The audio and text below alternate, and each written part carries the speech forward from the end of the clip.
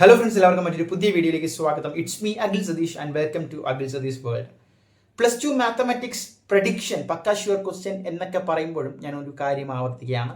ചോർത്തലല്ല, പ്രവചനമാണ്.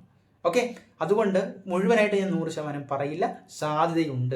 അതായത് ഞാൻ ക്വസ്റ്റ്യൻസ് അല്ല പ്രവചിക്കുന്നത്, ഏത് തരത്തിൽ നിങ്ങൾ നോക്കിയിട്ട് പോകണം, എങ്ങനെ നമുക്ക് ഈസി ആയിട്ട് മാർക്ക് സ്കോർ ചെയ്യാൻ പറ്റും, ആ ഏരിയകൾ മാത്രമാണ് ഞാൻ പറയുന്നത്. അപ്പോൾ നമുക്ക് നേരെ കാര്യത്തിലേക്ക് തന്നെ വരാം. +2വിൻ്റെ കാര്യം എടുത്തു കഴിഞ്ഞാൽ നിങ്ങൾ വെറുതെ പഠിച്ചു പോയിട്ട് ഒരു ഉപയോഗവും ഇല്ല. കാരണം നിങ്ങൾ എത്ര പഠിക്കുന്നു എന്നല്ല, നമുക്ക് മാത്തമെറ്റിക്സിൽ ഓരോ പാഠഭാഗത്തിനും എത്ര വെയിറ്റേജ് ഉണ്ട്, എത്ര വെയിറ്റേജ് മീൻസ് എത്ര മാർക്ക് അതിൽ നിന്ന് വരും, അതിന് ഇമ്പോർട്ടൻസ് കൊടുത്ത് പഠിക്കുമ്പോഴാണ് നിങ്ങൾ സത്യത്തിൽ A+ എന്ന് പറയുന്ന ദൂരത്തിലേക്ക് അടുക്കുന്നത്.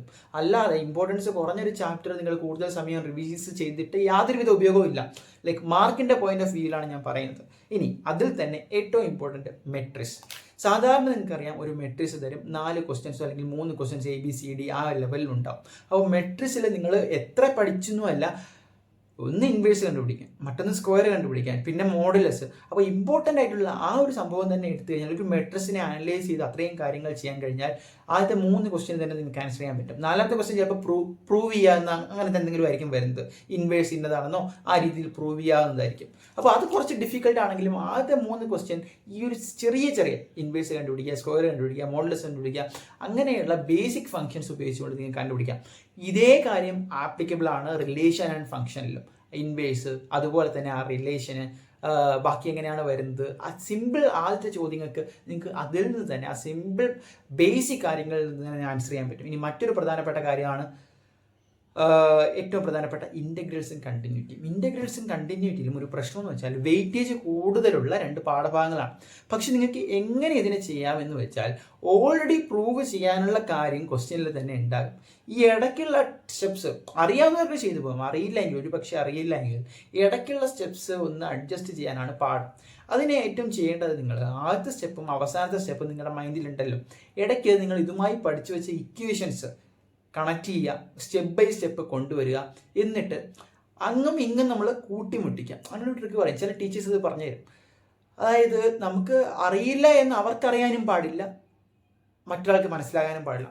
ആ രീതിയിൽ നമുക്ക് അറിയില്ല എങ്കിൽ ഇത്തരത്തിൽ പ്രൂവൻ ക്വസ്റ്റ്യൻ എല്ലാം ഇൻ്റഗ്രൽ വരുമ്പോഴും അതുപോലെ തന്നെ കണ്ടിന്യൂറ്റി വരുമ്പോഴും നമുക്ക് ചെയ്യാൻ പറ്റുന്ന കാര്യങ്ങളാണ്.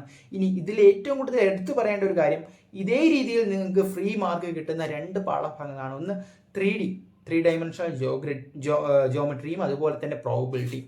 ഇതിലും വരുന്ന ഒരു പ്രധാന പ്രശ്നം എന്ന് പറഞ്ഞാൽ, പ്രശ്നമല്ല, ഒരു അഡ്വാൻറ്റേജ് എന്ന് പറഞ്ഞാൽ, ഒരു വലിയ ക്വസ്റ്റ്യനിൽ നിങ്ങൾക്ക് അവസാനത്തെ ക്വസ്റ്റ്യൻ നന്നായിട്ട് അറ്റൻഡ് ചെയ്യാൻ പറ്റിയില്ല എങ്കിൽ പോലും ബേസിക് ആയിട്ടുള്ള ചില കാര്യങ്ങൾ ഉണ്ട്. ഇപ്പോൾ നമ്മൾ +1 തന്നെ സെറ്റ് പഠിച്ചതല്ലേ, സെറ്റിൽ തന്നെ എന്ത് ബേസിക് ആയിട്ടുള്ള 3 ക്വസ്റ്റ്യൻസ് കഴിഞ്ഞിട്ടായിരിക്കും 4ാമത് ഒരു കുഴപ്പിക്കുന്ന ക്വസ്റ്റ്യൻസ്.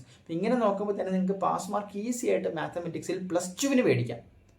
ഓക്കെ, അപ്പോൾ അത് കോൺസെൻട്രേറ്റ് ചെയ്ത് ആ പാഠഭാഗങ്ങൾ നോക്കുക. ഇത്തരത്തിൽ ഫ്രീ ആയിട്ട് കിട്ടുന്ന ചാപ്റ്റേഴ്സ് വേസ്റ്റ് ചെയ്ത് കളയരുത്. പിന്നെ ഒരു കാര്യം, വെയിറ്റേജ് നോക്കി, ഇൻ്റഗ്രലും അതുപോലെ തന്നെ കണ്ടിന്യൂറ്റിയാണ് ഏറ്റവും കൂടുതൽ വെയിറ്റേജ് ഉള്ള 2 പാഠങ്ങൾ, അതും മിസ്സാക്കരുത്. പർട്ടിക്കുലർ സ്പെസിഫിക് ക്വസ്റ്റ്യൻസ് പ്രഡിക്ഷനുമായിട്ട് നമുക്ക് അടുത്ത വീഡിയോയിൽ കാണാം. തൽക്കാലം നിർത്തുന്നു.